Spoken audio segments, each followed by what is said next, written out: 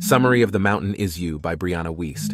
Have you ever done things you knew would hurt your goals or health? Maybe you've sabotaged a job interview or a relationship without realizing it.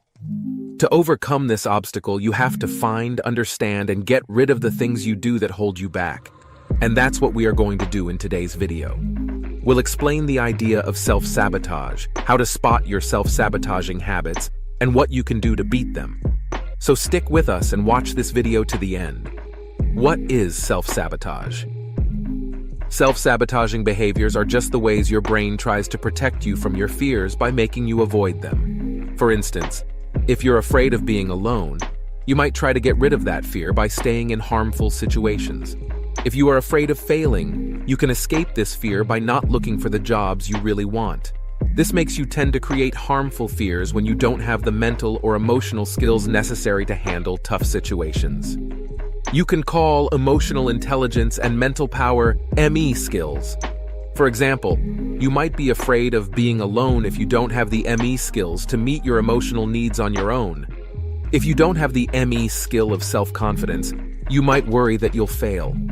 If you don't have the ME skill of self-love and want outward approval, you may be scared of being hated. A lack of ME skills is usually caused by things in your life that keep you from learning those skills. For example, if your parents were never around and never showed you love or encouragement, you might not have learned ME skills like self-confidence and self-love.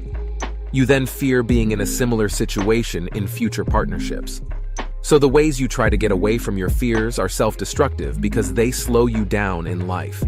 You use them as a crutch to avoid hard situations instead of learning the ME skills you need to deal with them, which you need to do to grow and reach your life's purpose. How to overcome self-sabotage. We'll take a look at 2 steps. The first one is identify your self-sabotaging habits and the ME flaws that they stem from. This will help you pinpoint the barriers preventing you from success. And second one is to overcome your self-sabotage behaviors by improving your ME skills, figuring out your life's purpose and your ideal self, and taking steps to reach these goals. Now let's explain these 2 steps in detail. Step 1. Figure out your self-sabotaging behaviors and their causes. You can figure out if you are self-sabotaging by thinking about all the things in your life that you don't like and want to change. Then, make a list of things you do that stop you from making those changes. Waste no more time. They are your self-sabotage behaviors. For example, let's say you don't like your job and want to become a writer, but you aren't getting anywhere because you haven't started looking for a writing job. This is a self-sabotaging behavior called procrastination. This practice might not reveal all of the ways you self-sabotage, so you also think about whether any of the following things happen to you often. If so, the actions that keep them going are usually ways to hurt yourself. 1. You don't have the drive to reach your goals or take care of your relationships. 2. You have relationships with people who make you feel bad. 3. You let other people or society tell you what to do and how to reach your goals. And lastly, you don't often meet people, learn things, or experience things that feel new. Add to your list the ways in which these themes are caused by self-sabotage behaviors. Then take responsibility for your self-sabotage by recognizing that you have the power to change your situation, even if that means losing relationships, jobs, or security, or changing the way you think or act. How to identify your mental-emotional deficiencies.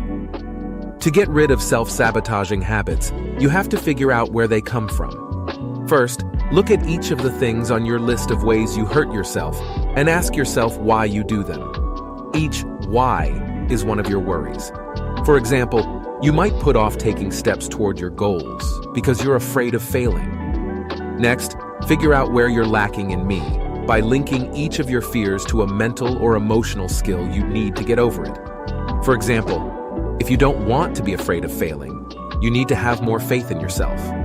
And lastly, you need to be able to think and act with confidence even if you don't feel confident.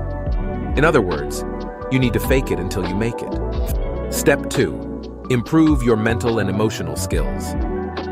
Once you've found your self-sabotaging habits and the ME weaknesses that make them happen, you have to take action and sometimes painful steps to change them.